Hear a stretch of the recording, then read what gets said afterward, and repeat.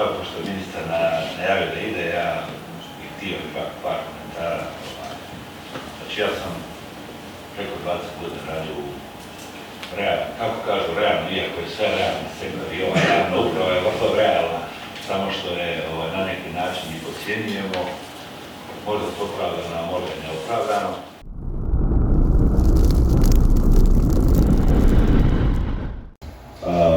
Svi mi znamo da je ovo jedan od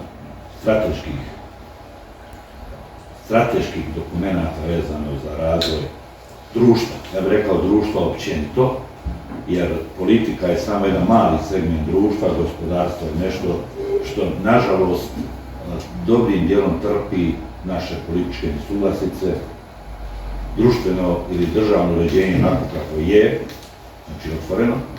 Što je kolega Milan rekao, Bosna i Hercegovina je specifična država, svi znamo kako je nastala, na koji način je završen rat i danas imamo zbog tih nejasnih situacija ili različitih tumačenja i imamo određene probleme koje imamo političke, to ne trebamo kriti, mislim da je to svima jasno i poznato. Ja kao predsjednik vlade, što je rekao kolega Tomo, znači sam izuzetno zainteresiran s aspekta gospodarstva, jer vi znate da je Županija Zapadno-Hercegovačka, ja bih rekao, tigar gospodarski u Federaciji pa i u Bosni i Hercegovini, jer 2023. od 10 izvoznika u Bosni i Hercegovini 4 su iz naše odavde županije. Ove godine prva proizvodna izvozna firma u Bosni i Hercegovini iz Županije Zapadno-Hercegovačke, tu spada također i FEAL kao jedan veliki, ja bih rekao, koncern, jer FEAL više nije samo proizvodna tvrtka, ona je sada i energetska tvrtka i drago mi je da su ovdje kolege iz FEAL-a. Znači, kao predsjednik vlade sam izuzetno zainteresiran da dobijemo jedan stabilan izvor, energetski izvor, jer svi znamo da taksa koja se uvodi za Bosnu i Hercegovinu, znači, je problematična i vrlo pitanje kako će nam se odraziti na pogotovo izvozne naše firme koje rade, a naša industrija, govori sad prostor Županije Zapadno-Hercegovačke, isključivo orijentirana na izvoz u Europu. Isključivo. I danas naš ekonomski razvoj, odnosno gospodarski razvoj Županije Zapadno-Hercegovine temelji se prvenstveno na izvozu i pomalo turizmu. To trebamo biti otvoreni. Sve druge naše grane su onako manje bitne. I zbog toga mi kao vlada ćemo apsolutno biti angažirani da ovo bude uspije, međutim svi znamo da politička pitanja se prelamaju ovdje i preko nas. Znači mi kao županija smo izuzetno zainteresirani da upravljamo, odnosno budemo uključeni u upravljanje, odnosno i razvoj plinskog sektora, znači poglavito za gospodarstvo, jer realno zbog prirodnog okruženja gdje mi jesmo, možda će biti manji interes za građanstvo, za korištenje ovoga plina, iako ni to ne treba isključivati, sve ovisi kako će nam to, što nam budućnost nosi.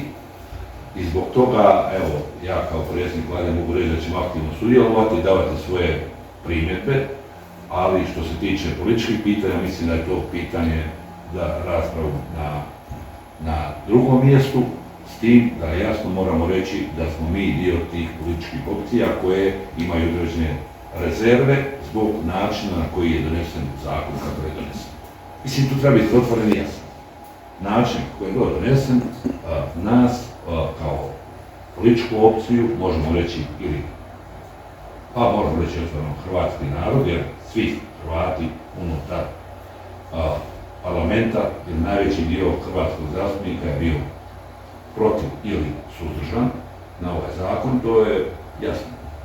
Znači, bilo bi dobro da kao društvo nađemo model kako ćemo doći do zajedničkih interesa, a gospodarstvo i benefiti koje mi dobijamo kroz ovo su ogromni.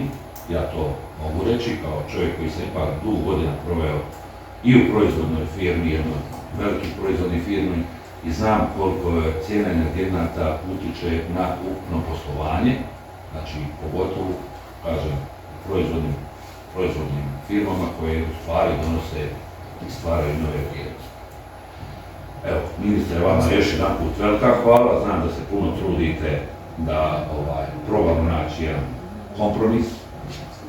Ja apeliram i na druge političke aktere da zaista nađemo jedan zajednički način i model nazivni za ono što nas spaja, da manje potenciramo ono što nas razdvaja, da uvažavamo kao kolege, prijatelji, suradnici, partneri u vlasti, na neki način uvažamo jedni druge i tražimo najbolja rješenja za sve ono što će donijeti opće i javno dobro za sve ljude koji žive i rade na prostoru Bosne i Hercegovine, neovisno o mjestu ili bilo kojoj stranačkoj ili nekoj drugoj pripadnosti. Znači, jer dobar zakonodavni okvir, dobar sigurnosni okvir, dobar politički okvir daje nam puno veće mogućnosti za razvoj i za rad i opstanak svih ljudi na prostoru Bosne i Hercegovine, a ja mogu reći prostor Županije Zapadno-Hercegovačke gdje ulažemo izuzetne napore da zadržimo naše ljude, da vratimo naše ljude, da omogućimo da svojim radom, znanjem, zalaganjem, investicijama postignu sve svoje